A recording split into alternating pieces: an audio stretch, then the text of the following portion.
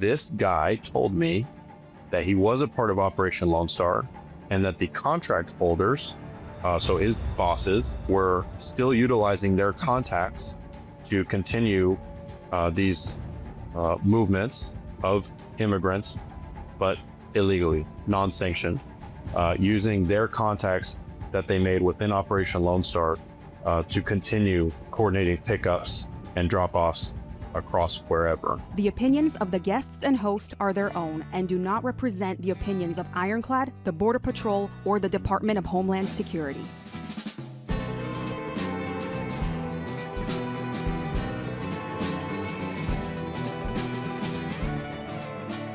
Welcome to Borderland, an Ironclad original presented by First Form.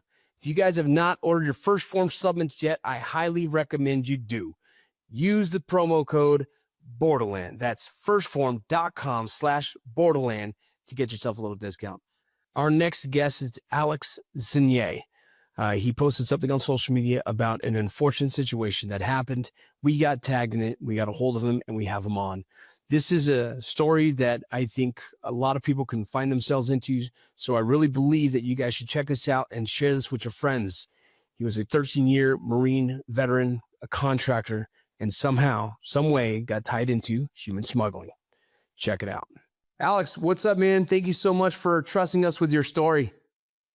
Thanks for having me. I really appreciate it. I will say you're only the second Border Patrol agent I've ever talked to. The first conversation didn't go how I would have wanted, but I'm happy to be here. Let me correct one thing. I'm not an agent anymore. So sorry to hear that, man. I really believe that your story, your testimony will hopefully shed light on this situation and hopefully help many others not make the same decisions or not make some of these choices. Okay. Real quick for the audience, if you don't mind giving a breakdown of your bio, of your background, before we get into the story. Right. So I'm just one of those guys that really hates talking about myself, but as time goes on, I'm starting to realize how relevant, my background is to all this. So I was a Marine, served with the Marine Corps fast teams from 2011 to 2016, supported missions all over the world.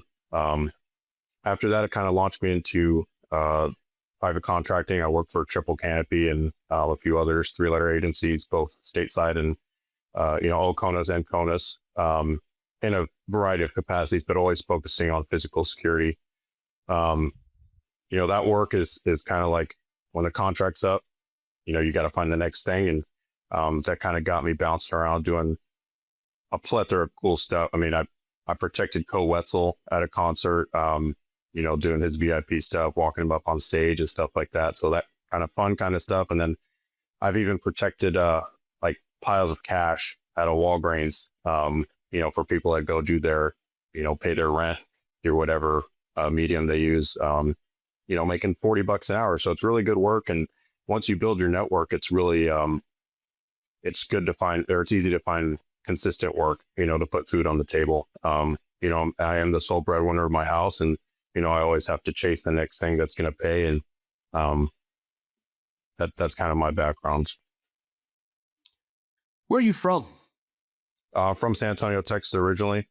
When I joined the Marine Corps, I, went off and did that. I lived in Virginia for about 10 years. Southern Virginia Beach area for about 7 years. Then I worked for the State Department for about 3 years. So that brought me up towards the DMV area. And then, life, personal stuff. There wasn't really anything in Virginia for me anymore. I moved back to Texas, the San Antonio area in 2021. So walk me through real quick. What is it that you are currently being charged with? And then we're going to go back to the story and we'll start unpacking all of it. Sure thing. So I think to get real technical, I just keep hearing this curse number is 1324, which is human smuggling. And then I think it's pretty standard from what I'm hearing. It's also tack on a conspiracy to commit that same crime. And that's one count of each. Yeah. And so was it human smuggling or drug smuggling at the time? Human smuggling. Yep. Human smuggling.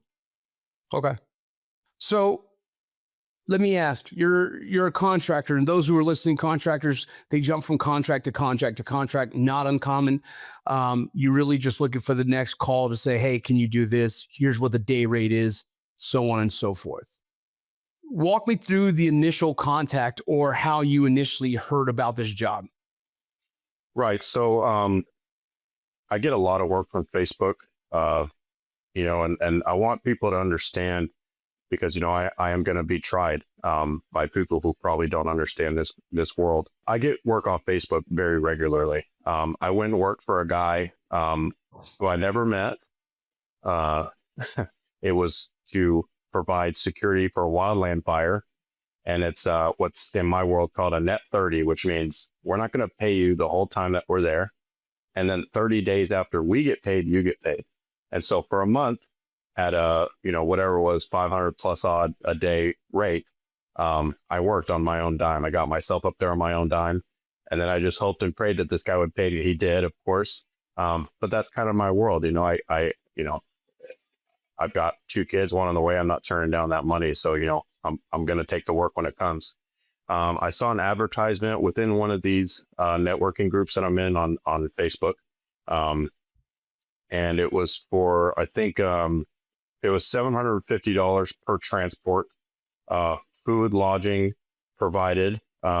Here's a contact number, first, last name, being openly advertised across several social media platforms. I kind of did my own checking, like, is this just some scam or whatever?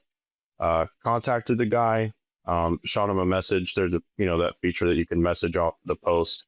Shot him a message, said, I'm interested in the job. Can I have some more details? I obviously had what it was in the advertisement, and I said, what is this? And I think the second question I asked him was, are these people legal? Yes, absolutely. I said, okay, I'm not. And this is all in the discovery already that we've already seen. I'm telling him I'm not interested in anything illegal. I have a good reputation. I don't, whatever you guys have going on, I just want to make sure it's above board. And he said that they work for a church. He said that these are refugees that have paperwork and status. And I said, okay, that was kind of it. It was kind of like a right now thing. I figured, I'm going to get paid for my inconvenience, right? It didn't seem like an exorbitant amount of money to me, especially with other jobs I've taken, $800, $1,200 a day, stuff like that. And, I kissed my wife goodbye. I only live 2 hours from the border. That's nothing drive to me. And so I took off. And I don't know if you want to dive all the way down to where I'm at now, but Yeah. No, we're good right there. Keep going. So at this point, is there nothing that is sparking, some kind of like red flags? Like, man, this is almost too easy. Does the gentleman speak English? Are you on the phone, or is it just direct messaging? Is there anything that you were thinking like, man, this doesn't seem to be, it's almost too good to be true? Right. I'll be honest with you. This job is either like, you're either going 10 miles an hour or 100 miles an hour. You know what I mean? And as much as, I love what I do, and I love to give glory to what I do, and protecting celebrities and politicians, and, putting myself at that point of friction. Like, most of it is just sitting around, doing something really easy, driving somebody from the airport or sitting outside their house for 12 hours, So that didn't give me any red flags there. A transportation job, seemed pretty straightforward. The guy, I probably just shouldn't say his personal last name, but it was right. It's just a commonly Caucasian average first name. It was a little bit more complicated than John Smith, which would have been a red flag. But I was just going to say John Smith. That's so funny. It wasn't, it's just a normal name. I called him. Seemed to me to be a white guy talking. Had a really thick, Southern accent. Just sounded to me like a good old boy and he had, was telling me like, I do this as well, but I can't do this pickup this evening. We really appreciate you. And like I said, he said he was with a church.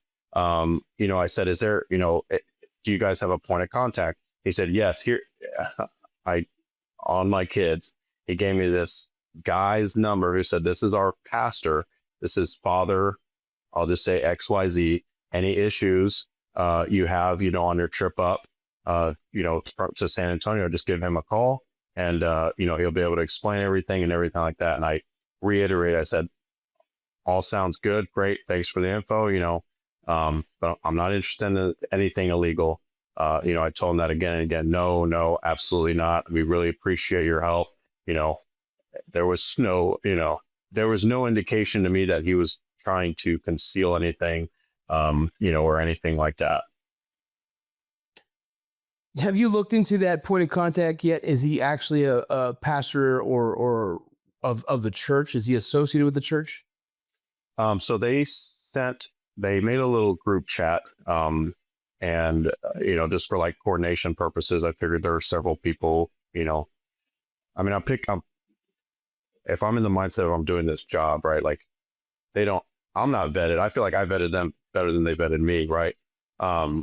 It didn't seem odd to me that they wanted several people, in that group chat and kind of monitor the communications that were going on. And, so I spoke to him, and then, yes, I actually did call, that pastor, and, it was just some guy. I only had one conversation with him. So, I was just like, are you associated with this church? And I wish, obviously Border Patrol seized my phone. I wish that I could have gone back just to look for myself so I could, bolster my side of the argument that they sent me a specific church that this guy was associated with. Because I remember I went a little bit down that rabbit hole. I was like, okay, well, why are they giving me all this information? If, it's just a plethora of information. They sent me to an address that I can still pull up to this day. They had a drop-off location that I could still pull up to this day. It's literally an exact house.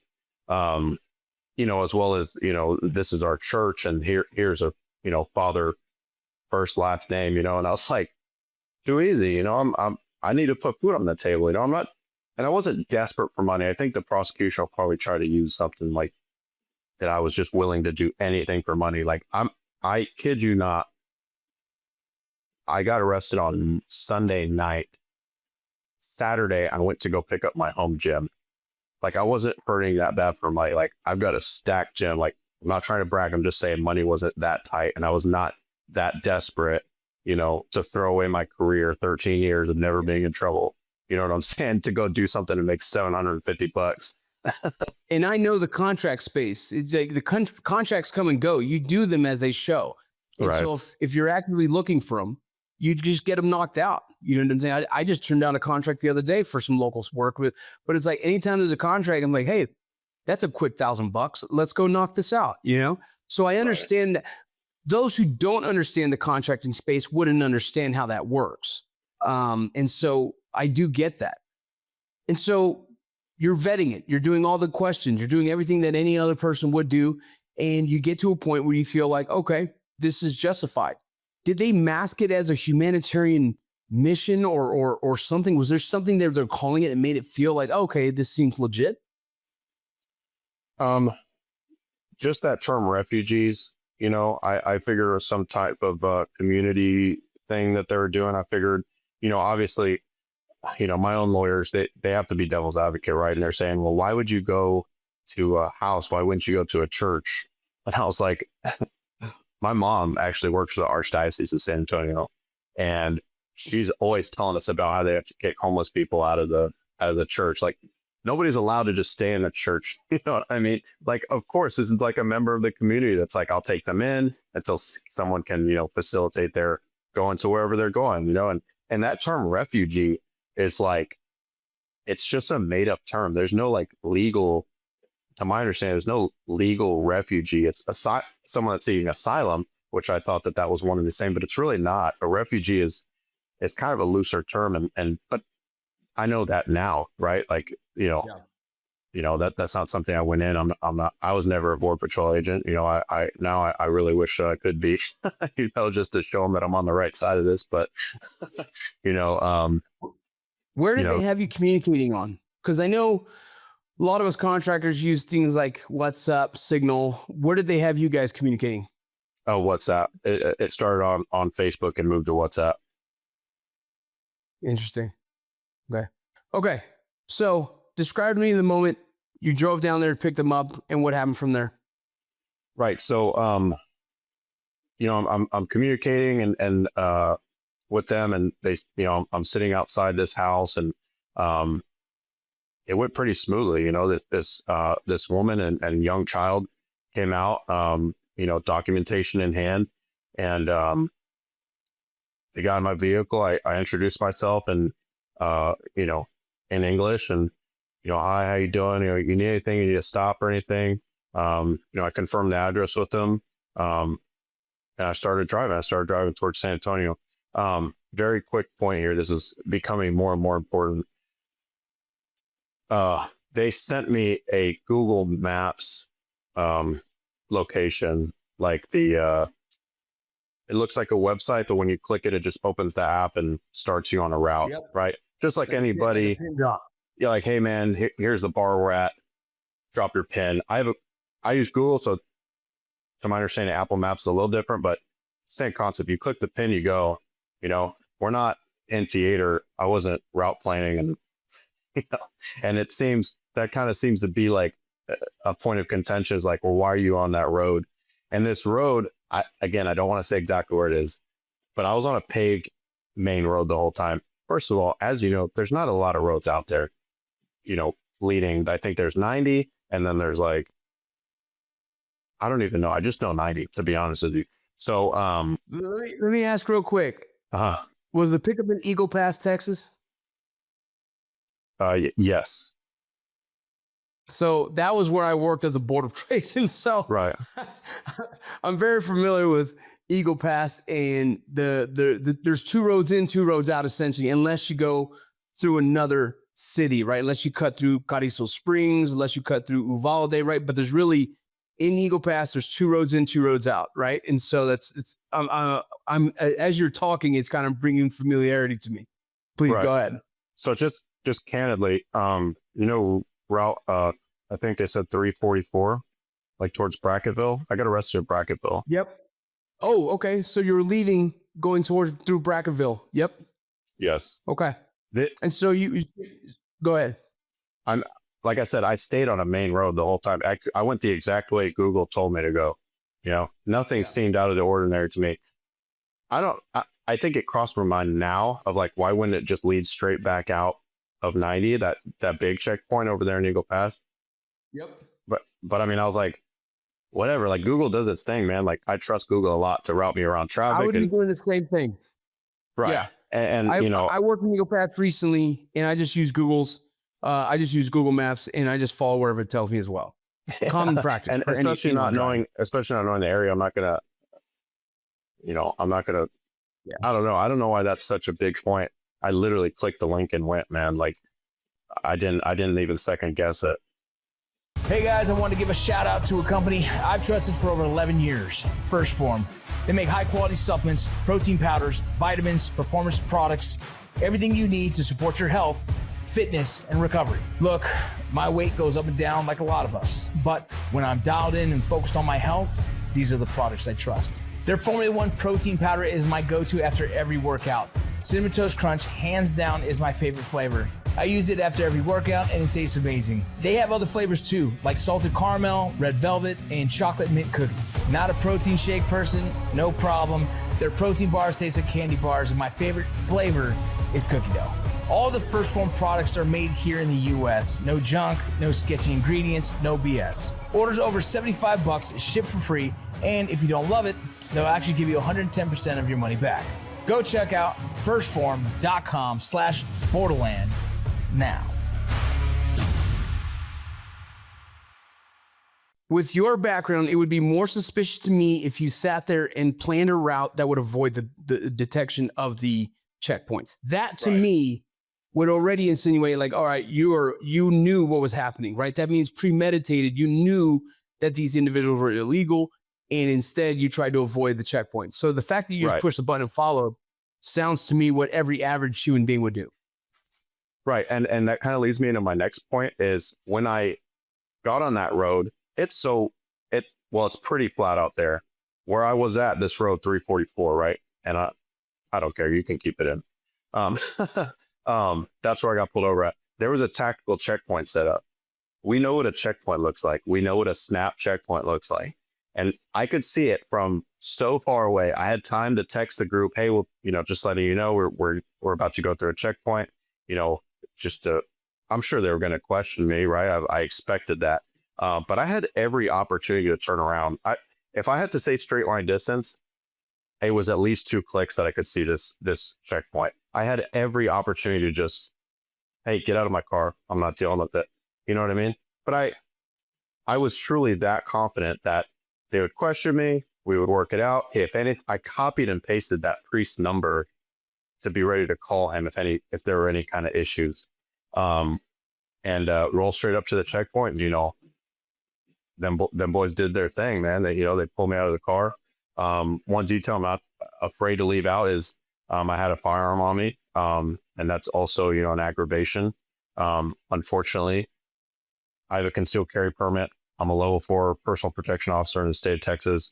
I have kids, I have a beautiful wife that, it's important for me to defend them in every way I can. And I'm driving in the middle, I think I got arrested like 11 o'clock at night.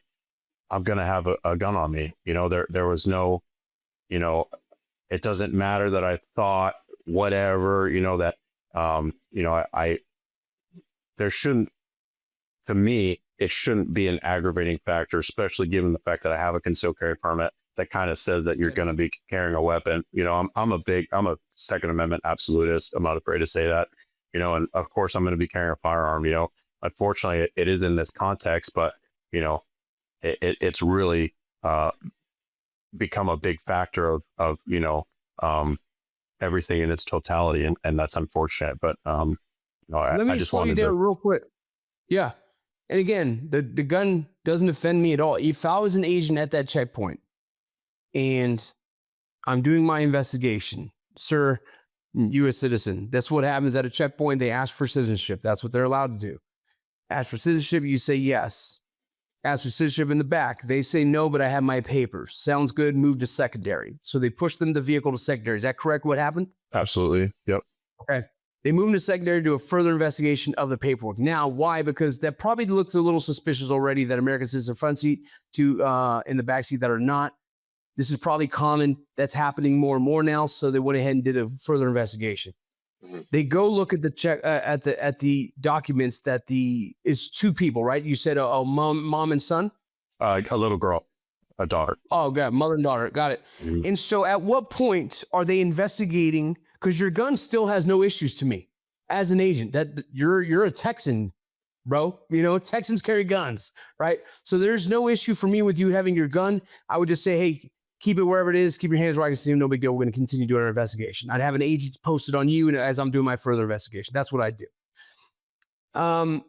I'd probably pull you out of the car if your gun is sitting in a center console, just to put you away from it and have you sit down on the curb while we do the investigation. If you have it on you, it's a little different how I'd manage that. I'd probably detain for a second just to kind of relieve the gun and then sit. Whatever I'm feeling at the time is how I'd handle it. So they're doing a further investigation of the 2 with papers. At what point did you notice, oh shit, we're fucked? Almost immediately. So again, they move me to secondary. Obviously that is, I would have considered it, just given my background, I would have considered that a detainment because I'm, to some level. And so when I lived in Virginia, I think it was a duty to inform state, but I always just follow that protocol of duty to inform because I'm fully support. I don't want any mishaps. Right. And so I immediately informed, just to let you know, I have a firearm on me. I said, okay, where's it at? All that, go through that. And like you said, they do their thing. I'm fully supportive. Right. I figure, all right, we're just gonna, we just have to go through the process. I'm not concerned with that. And almost immediately, the Border Patrol agent he was probably a sergeant. You guys used sergeant? I want to say he was. No, he might have been a supervisor. He had things on his collar.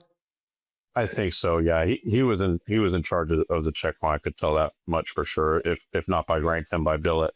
he told me, he said, "Where did you pick these guys up at?" Or these guys up at, and I was like, I'm doing this thing or whatever for this church. And he said, he told me, the first thing he told me, that's a felony. And, just that F word immediately, I was like, what? I was like, you don't even, it was like, that's a felony. You can't do that. It's a felony. And so I started going in, explaining, blah, blah, blah.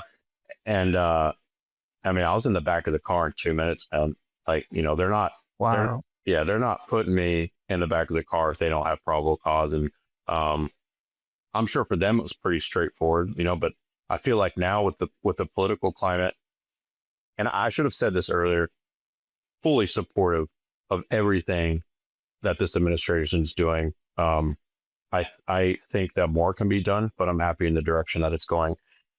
I just got caught up in this in a way that I could have never anticipated. Right. But the urgency of like, just let them figure it out back at the station, which is exactly what they did, What I find odd is that how did they determine those individuals were illegal? If you said they had documents in their hand, I'm wondering, did they investigate the documents at all? Or they probably just did a straight interview and say, hey, are you here illegally? And if they said yes, boom, that's it. That's all you needed. That's all they needed. Man, that's freaking crazy. Okay. Yeah, it happened really quick. Yeah, no, I get it. Look, the Border Patrol's really, there's some guys at those checkpoints that are locked on. And there's a potential that this has been an ongoing thing that they've identified. So as soon as they heard where you picked them up, like, boom, we knew exactly what it was. So it could be that. And I'm curious if someone called ahead, if there was intel. So there's a lot to that. But, right. Okay, man. And tell me, at the station, when did you know, like, all right, I'm going to be going to jail? This is it. Not having ever been a police officer myself or a sheriff deputy or anything like that, I kind of thought that I was in jail immediately, but I learned later that was like temporary detainment while they determine probable cause and all this legal jargon. I'm sorry. To my understanding, the magistrate didn't immediately the probable cause they used. I know this for a fact because it came up at my bond hearing, because my lawyer argued that they hadn't shown probable cause, was that that I was on an indirect route to San Antonio, which to me is like, that's crazy to me. Yeah. I mean, that seems like a really low threshold. Yeah, not 100% accurate. And that I know it's usable, right? Got it. But maybe seeing where you picked them up from an Eagle Pass and went through there is an easier route. But maybe, you could argue there was traffic and GPS sent you one direction. So I don't see that.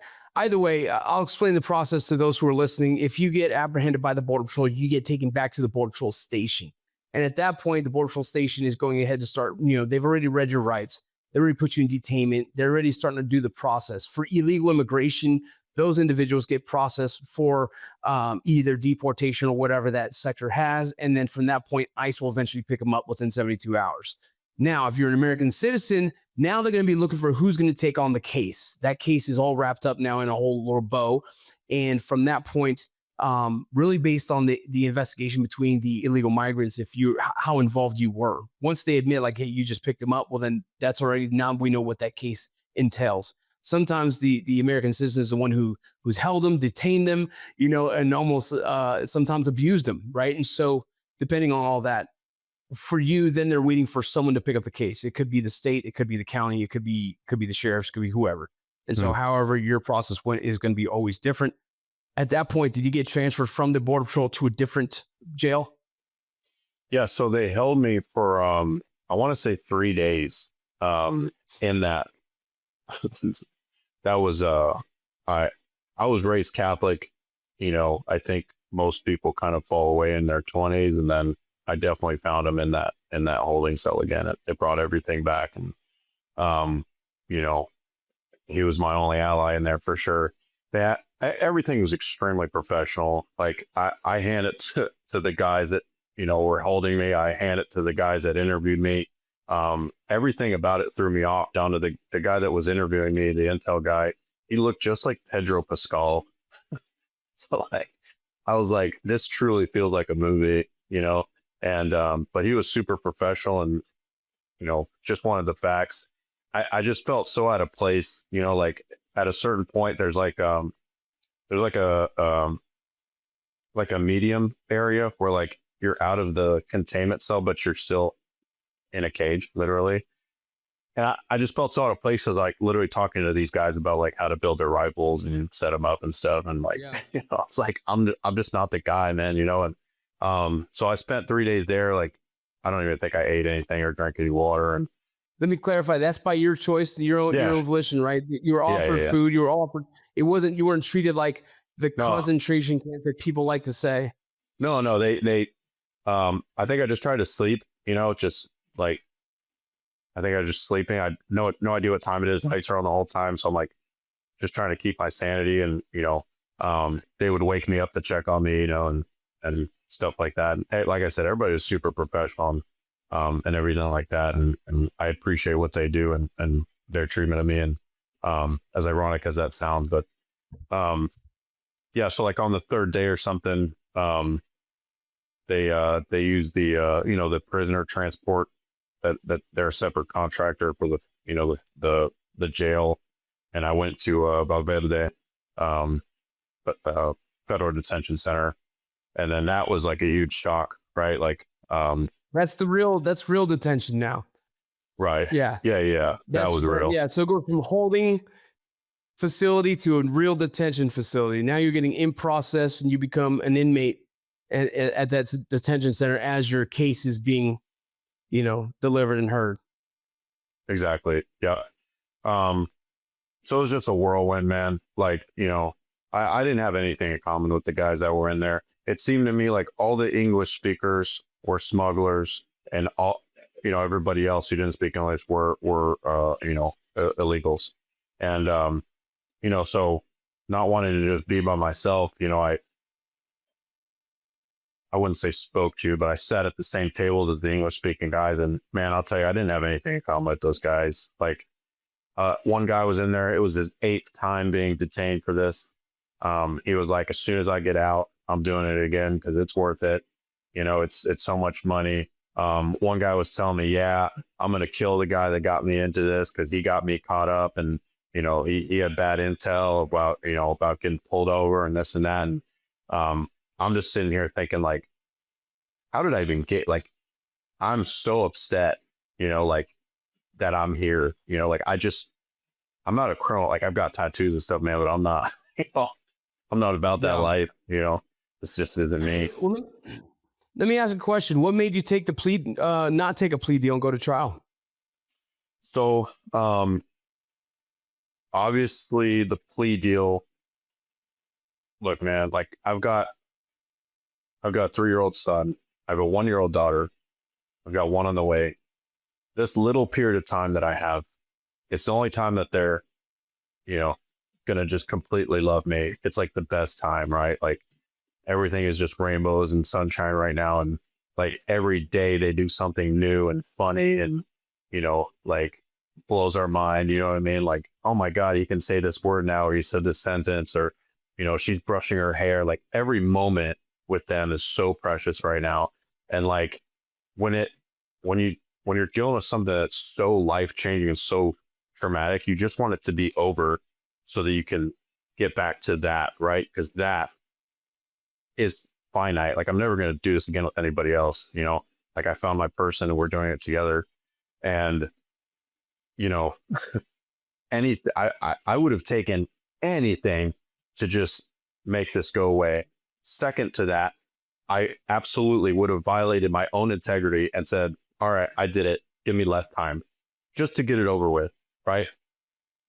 Because a plea deal, for those who don't understand, results typically in less time under the sentencing guidelines, right? Accepting responsibility and everything like that, which I support. There's only one problem with that, is that I am not guilty. The letter of the law says knowing or should have known or reckless disregard. And this is really the hill that I am going to die on, is I did not know, and I could prove that, right? And I didn't, and anybody who's being reckless would not have done all the vetting that I tried to do prior. They already knew how much they were paying me. I already knew I wanted the money. I already knew where I was going. I had all the information. Why would I continue to ask, what's their status? Is this legal? What's the deal? What's going on? Telling them I'm not interested in anything illegal. That's not somebody that's acting recklessly. Somebody that's acting recklessly is, screw it. It's $1,000. I'm going. That's reckless. Yeah. And so, in talking with friends, words mean things. You hear that in the military, maybe less in the Army than the Marine Corps, but, words mean things, and I'm not guilty. And it would not be appropriate for me to plead guilty because I am not. The southern border doesn't just separate the United States and Mexico. It also splits political alliances, ideologies, and sometimes even families. And decisions about immigration, addressing cartel violence, and the border often dictates who will hold the most powerful positions in the world. But what if there was a resource that could cut through the background noise and give perspective from the front lines of the border crisis? I am Vince Vargas, former Army Ranger and Borstar operator, and the host of Ironclad's original podcast, Borderland. I am also the author of a groundbreaking book called Borderland that reveals the untold story of America's first line of defense and special operations of the United States Border Patrol. In the book, I give an inside look at the U.S.-Mexico border through events and life-changing experiences that I took part in during my years of service. I break down the distinct difference between border security and immigration policy through real-world scenarios and insights only available from the front lines. My goal is to counter misconceptions and misinformation about the highly volatile stretch of North America that connects the U.S. and Mexico.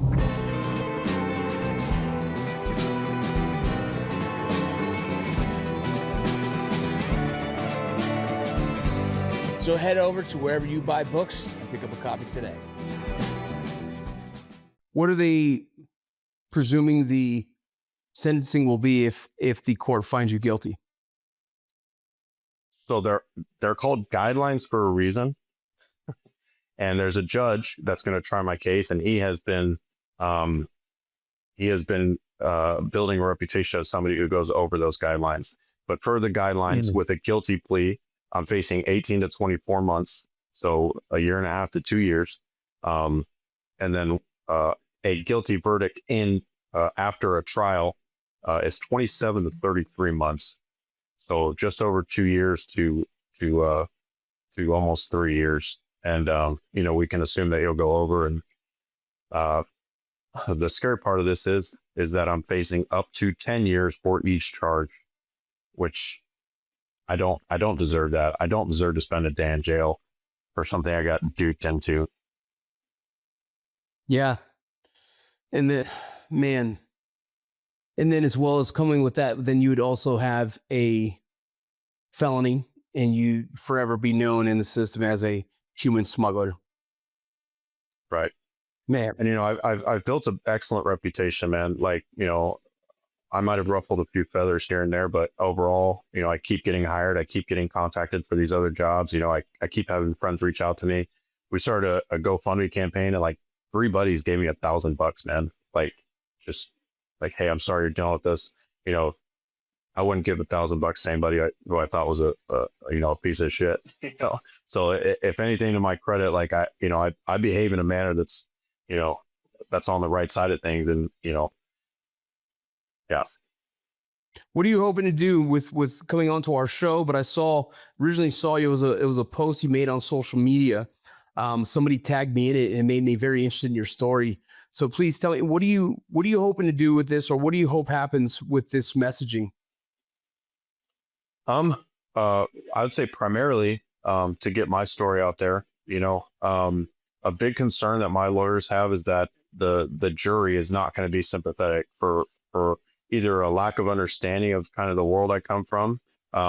It's easy to make the argument of like, well, why'd you do this? It was so dumb. And I think I even said that in my interview, like, this was so stupid. Like, agreed, like, this was dumb. I'm not afraid to admit that I made a mistake, and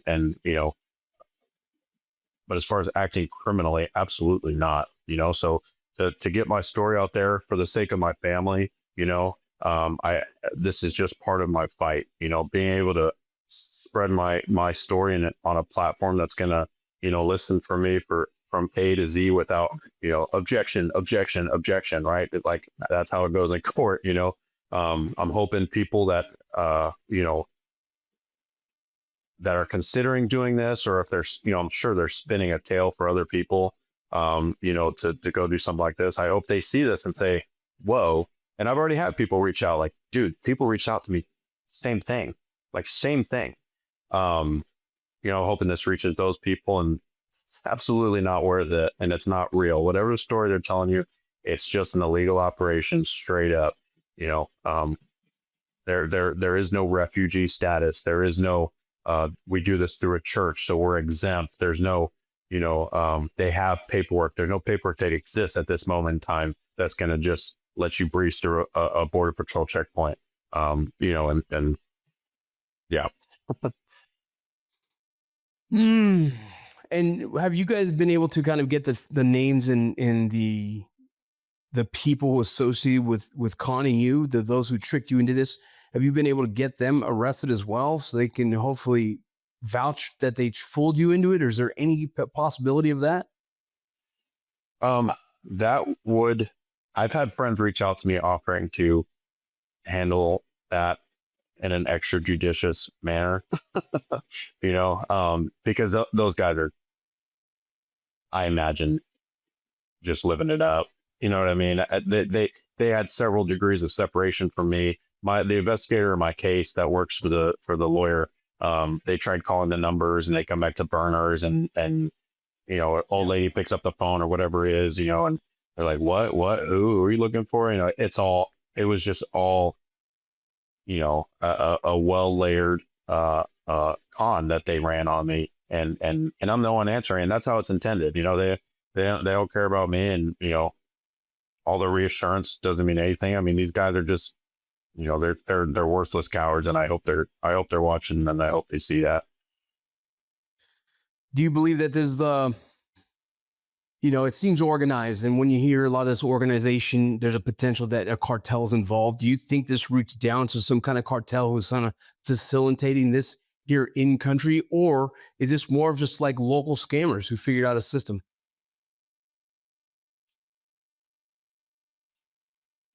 Visit, I'm going to tell you something that came to light to me. If you think it's inappropriate, because it is speculation and it is hearsay, and feel free to remove it and post, right? I had somebody reach out to me, and the original post I made kind of explaining what was going on. And they said, I worked for Operation Lone Star. And this is actually something that I had applied to go do. They were hiring. So for those who don't know, Operation Lone Star was basically when Governor Abbott commissioned buses to move illegal immigrants to other cities across the nation. You know, most famously, Martha's Vineyard, I think, was one of the locations they dropped off that. But on those buses, they had, to my understanding, at least two, I probably call them escorts, because they weren't armed, they weren't wearing armor or tactical gear or anything, but they were hiring like military dudes, police, stuff like that for like, it was over $400 a day, 3-day round trip. You get paid, you know, every day you're gone. It seemed like a decent gig to just sit on the bus and basically just do head counts at rest stops. That was the totality of what my understanding was. That in itself was a network of people, you know, that hired the guards, had the contract with Texas, obviously coordinated with Border Patrol. I imagine held paperwork. This guy told me that he was a part of Operation Lone Star, and that the contract holders, so his bosses, were still utilizing their contacts to continue these movements of immigrants, but illegally, non-sanctioned, using their contacts that they made within Operation Lone Star to continue coordinating pickups and drop-offs uh, um, across wherever. And to me, that makes a lot of sense because they gave me a lot of reassurance. And that's something I'm really upset about is that for me to make the decision as a man, like we all have free will, like I could go be a career criminal, right? But I've chosen not to do that. And I feel like that choice was taken away from me. There's a million, trust me, there's a lot of people that would have gone and just done this and asked no questions. You know what I'm saying? But they weave this whole story, why, and caught me up into it, and it makes more sense when you look at it in that context of like, these guys kind of speak my language. They if that's true, they had guys like me working before, who do ask questions and, they know how to answer them. And it's just that this time it was not a legit operation. So. Man, that'd be it's a lot to unpack right there. Let me ask a question, man. Have you heard of any similar cases that were in favor of, the person who was scammed into the process? Have you found any that you guys are able to use as a case study or hopefully bring to the court? Or you've been able to communicate with those individuals and see how they were able to help themselves? Right. My story with all the facts is enough to stand on its own. If the justice system works like it should, if my story is told properly, I 100% believe that I'll be exonerated of this. To answer your question directly, no. I think the overall federal conviction rate is over 90%. I think for 1324, it's like over 96% or something like that. That is what it is, but that doesn't scare me, because if you believe that someone is capable of being innocent, then that's just who I am. I 100% fit that category, and, like I said, I don't even think there is a precedent. I do know that I heard one guy talking in jail, that he got it from a buddy off Snapchat, like who wants to go make some money. And I don't think it was quite the story they spun for me, but he certainly, I mean, I don't like to judge a book by its cover, but this dude was not a criminal. Like, it's just like, yeah, there's a lot of people. There's a lot of people who get roped into this, and he had most no of them clue. most of them are acting naive in the sense of like, this seems fishy, but I'm still gonna, and that's what happens in a lot of cases, that people act naive in it, and they want to pretend they don't feel those red flags, and so they go through with it. In your case, it seems you've tried to avoid all the red flags by asking all the questions, and you got all the right answers that made you feel comfortable. Right.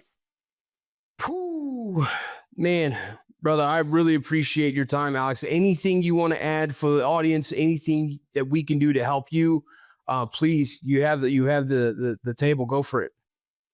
I appreciate that very much. No, you guys have done me such a big favor. I just randomly had a buddy hit me up, like, I've been like speed watching all your podcasts, and I'm like super into it now. Joe Rogan gets old after a while. Shout out to Joe, but I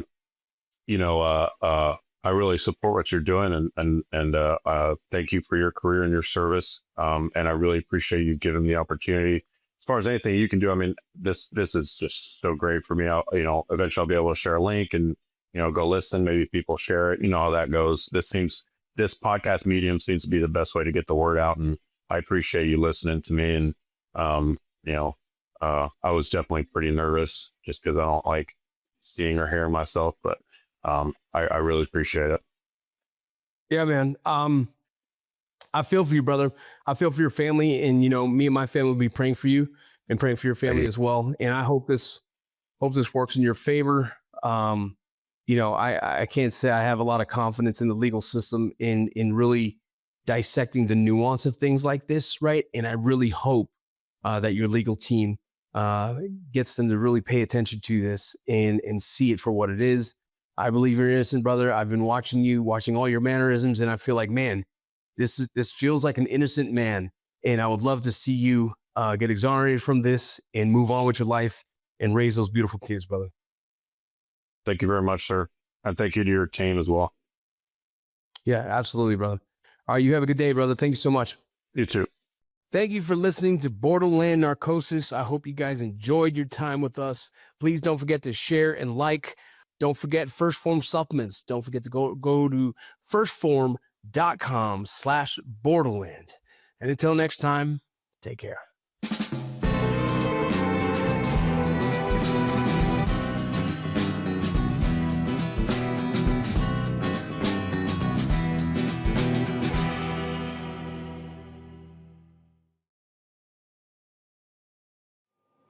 From day one, Change Agents has been about one thing: telling the stories of people who risk everything to make a difference. I was trying to get him to confess to murdering those veterans at the VA hospital. I guess you got to go all the way up the food chain. This season, we're raising the stakes.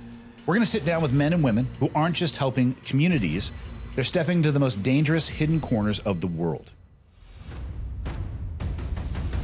These are the voices most people never hear, operating behind the headline, under fire, and in the dark. I'm Andy Stumpf, and this is Change Agents, an Ironclad original. New episodes are going to drop every Wednesday. You can watch and listen on YouTube at This Is Ironclad and everywhere else that you get your podcasts.